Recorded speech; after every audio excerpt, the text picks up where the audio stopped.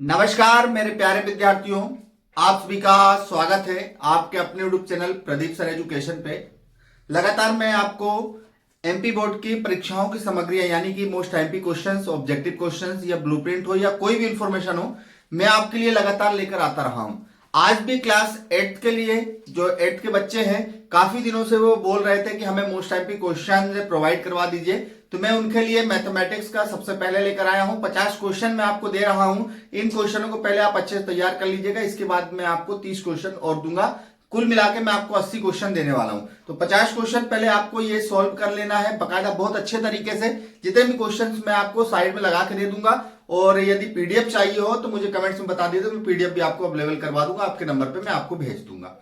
पहली बात, आप सभी लोग साइड में देख सकते हैं कि आप सभी के लिए मैंने प्रयास किया है कि किस प्रकार से आपको क्वेश्चन करना है, किस प्रकार से कौन से क्वेश्चन आपको करना है। साइड में लगा हुआ आपको नजर आ रहा है। तो पहला क्वेश्चन मैं पढ़ने जा रहा हूं, लेकिन उससे पहले यदि चैनल पर नए हैं तो चैनल को सब्सक्राइब कर लीजिएगा और बेल आइकन को दबा लीजिएगा, जिससे आने वाली इंफॉर्मेशन आप तक तुरंत पहुंचती रहे।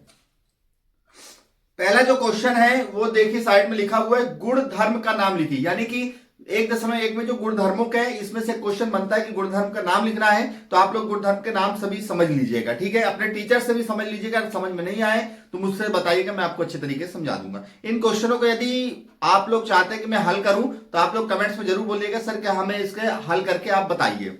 दूसरा क्वेश्चन आप देखेंगे, समीकरण को हल कीजिए एवं उत्तर की जांच कीजिए, जो कि 2.1 से मैंने बनाया है। पहला क्वेश्चन है 5t-3 बराबर 3t-5। ये क्वेश्चन पहला है। इसी में आप लोग साइड में लगा हुआ देखिए, क्वेश्चन नंबर 1 देख सकते हैं और अपनी बुक से इसका चिन्ह लगा सकते हैं। क्वेश्चन नंबर जो 3 है वो है हल कीजिए 0.25। ये 2.2 से बना है, बहुत मोस्ट टाइम की क्वेश्चन से, बिल्कुल आप देख सकते हैं बकायदा अच्छे तरीके से। क्वेश्चन नंबर जो 4 है, समबाहुभुज क्या है, ठीक है। क्वेश्चन नंबर 5 है, एक समबाहुभुज की भुजाओं की संख्या ज्ञात कीजिए जिसमें प्रत्येक बाह कोण की माप 45 अंश है। आगे बढ़ते हैं, प्रश्न नंबर 6 में चलते हैं। प्रश्न नंबर 6 बोलता है एक समबाहुभुज के बाह कोण की माप ज्ञात कीजिए जिसकी भुजाएं 15 हो, ठीक है। 7वां क्वेश्चन, एक्स का मान ज्ञात कीजिए। ये चित्र बना हुआ है, आप लोग अपने जो भी चैप्टर है इसमें जाके आप लोग खोज लीजिएगा। शायद 3 चैप्टर का है, 3.2 का, तो आप लोग देख लीजिएगा इसको कायदा अच्छे से, ठीक है। चलिए अगला क्वेश्चन मैं दिखाना चाहूंगा, अगला क्वेश्चन भी आप देख लीजिए। प्रश्न नंबर 8 है, समांतर चतुर्भुज PQRS परिमाप ज्ञात कीजिए। आपको चित्र बना हुआ दिखाई दे रहा है, ये एक उदाहरण में आपको ये प्रश्न मिल जाएगा, ठीक है ना, 4 पार्ट में, ठीक है। अगला है, किसी समांतर चतुर्भुज के 2 आसन्न कोणों का अनुपात, ये शायद 3 पार्ट में 4 पार्ट में, मैं कंफ्यूजन में हूं तो आप लोग देख लीजिएगा, ठीक है। किसी समांतर चतुर्भुज के 2 आसन्न कोणों का अनुपात 3:2 है, कोणों की माप ज्ञात कीजिए, ठीक है। अगला है, एंगल C ज्ञात कीजिए यदि AB समांतर DC है। ये लास्ट में आपको मिल जाएगा, मिला लीजिए क्वेश्चन, ठीक है। इसके बाद प्रश्न नंबर 11 है, एक वर्ग एक आयत है कैसे। 3 पार्ट के हैं क्वेश्चन, है ना, किसी और पार्ट के नहीं, अभी 3 पार्ट की चल रहे हैं। अगला पार्ट जो अगला आएगा वो 4 पार्ट है, यानी कि 4 पार्ट में दिया है। पाई चार्ट ज्ञात कीजिए, देखिएगा, और 4.1 का पहला सवाल लगा के जाइएगा। 4.1 का पहला सवाल और प्लस ये आपको दिखाई दे रहा होगा जिसमें दिया हुआ है क्वेश्चन नंबर शायद 4-5 है। नीला, हरा, लाल, पीला इस करके रंग दिए हैं और व्यक्तियों की संख्या दी है, इसमें पाई चार्ट आपको बनाना है। इसके बाद 4.2 में आप देखेंगे प्रायिकता वाले जितने भी सवाल हैं आपको बकायदा अच्छे से लगा लेना है, प्रायिकता वाले सवाल आते ही आते पेपर में। अगला क्वेश्चन है 14 नंबर, 12 और 13 के वर्ग के बीच में कितनी संख्याएं हैं, ठीक है। पाइथागोरस त्रिक के आपको सवाल देख के चलना है। इसके बाद जो 16वां क्वेश्चन है वो है, बार बार घटाने की विधि से 100 और 169 का वर्गमूल ज्ञात कीजिए। 17वां क्वेश्चन है, सबसे छोटी वर्ग संख्या ज्ञात कीजिए जो प्रत्येक संख्या 6, 9 और 15 से विभाजित हो जाए। क्वेश्चन नंबर 18 आपके लिए मैंने बनाया है, किसी वर्ग की भुजा की लंबाई ज्ञात कीजिए जिसका क्षेत्रफल 441 मीटर स्क्वायर है, ठीक है। ये क्वेश्चन आपके 18 कंप्लीट हुए। अगला क्वेश्चन देखिए बकायदा अच्छे से, 19वां क्वेश्चन है, वर्गमूल ज्ञात कीजिए। अभाज्य गुणनखंड विधि से भी आ सकता है या भाग विधि से भी आ सकता है, आप लोग अपने अनुसार इसको देख सकते हैं। मैंने 2 क्वेश्चन 2304 और 576 बाकी सब बनने चाहिए आपसे, इसको आप रिवीजन कर लीजिए, एक ही तरह की विधि सब में लगेगी। अगला है, परिक्षिप्त प्लास्टिक का एक घड़ा बनाता है जिसकी भुजाएं 5 सेंटीमीटर, 2 सेंटीमीटर और 5 सेंटीमीटर। एक घर बनाने के लिए कितने घरावों की आवश्यकता होती है, टिक लगा लीजिएगा आप लोग सभी लोग, है ना। घनमूल ज्ञात कीजिए 512 का और 64 का। अनुपात ज्ञात कीजिए, अनुपात वाले पार्ट में आपको मिल जाएगा। अनुपात ज्ञात कीजिए 5 मीटर का 10 किलोमीटर से और 50 पैसे का 5 रुपए से। ठीक है।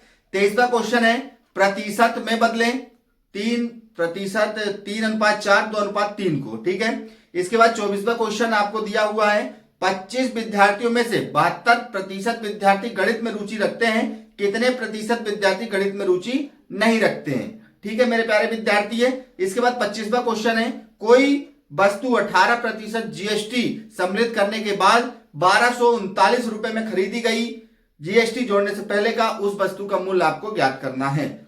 इसी की प्रश्नावली में प्रश्न 4 भी आप लोग पढ़ लेंगे। ठीक है ना, इसी क्वेश्चन।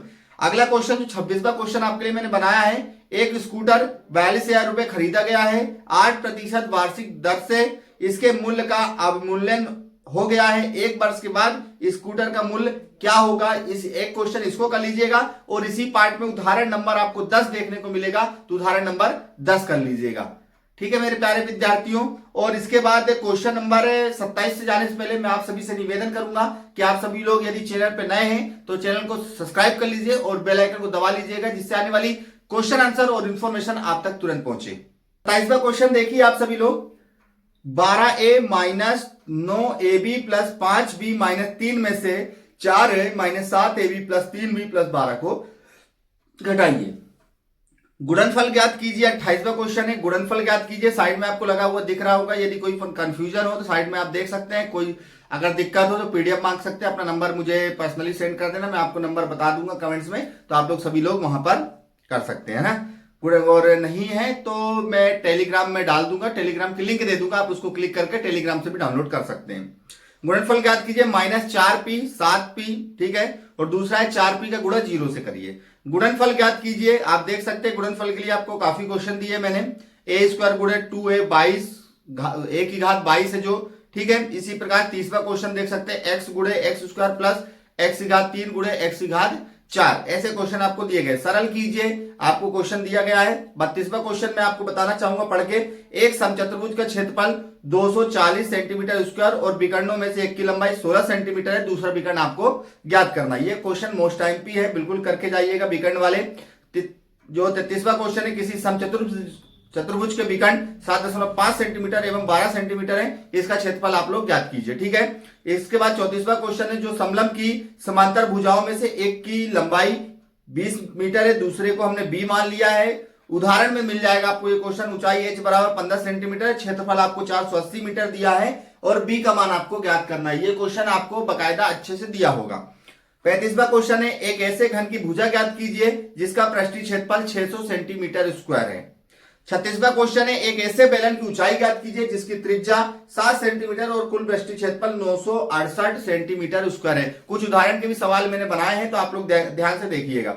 इसके बाद 37वां क्वेश्चन है, एक ऐसे घनाभ की ऊंचाई ज्ञात कीजिए जिसका आयतन 275 सेंटीमीटर क्यूब और आधार का क्षेत्रफल 25 सेंटीमीटर स्क्वायर है। अगला क्वेश्चन है 38 नंबर, एक ऐसे बेलन की ऊंचाई ज्ञात कीजिए जिसका आयतन 1.5 मीटर स्क्वायर और आधार का जो व्यास है वो 140 सेंटीमीटर है। आपको 39वां क्वेश्चन मान ज्ञात करना है। 3 की घात -2 का, -4 की घात -2 का, और भी एक ऐसा है जिसकी घात 0 दी हुई है, उसका एक क्वेश्चन। m ये मोस्ट टाइम पे हो सकता है। 40वां क्वेश्चन, m का मान ज्ञात कीजिए, जहां पर m की घात 5 की घात m भागे 5 की घात -3 बराबर 5 की घात 5। ठीक है।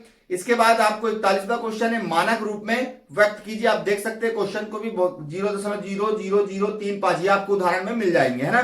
42वां क्वेश्चन है, एक बैक्टीरिया या जीवाणु के फोटोग्राफ को 5000 गुना आवर्तित करने पर उसकी लंबाई 5 सेंटीमीटर हो जाती है। इस बैक्टीरिया की वास्तविक लंबाई क्या है? यदि फोटोग्राफ को केवल 20,000 गुना आवर्तित किया जाए तो उसकी आवर्तित लंबाई कितनी होगी मेरे प्यारे विद्यार्थी? ये भी मोस्ट क्वेश्चन हो सकता है। 43वां क्वेश्चन, एक टंकी को 1 घंटे 20 मिनट में भरने के लिए 6 पाइपों की आवश्यकता पड़ती है और यदि उसी प्रकार के केवल 5 पाइपों का ही उपयोग किया जाए तो टंकी कितने समय में भरेगी? ये क्वेश्चन ये भी बहुत मोस्ट टाइम की हो सकता है। 44वां क्वेश्चन है, 12a² b plus 15ab square के गुणनखंड कीजिए।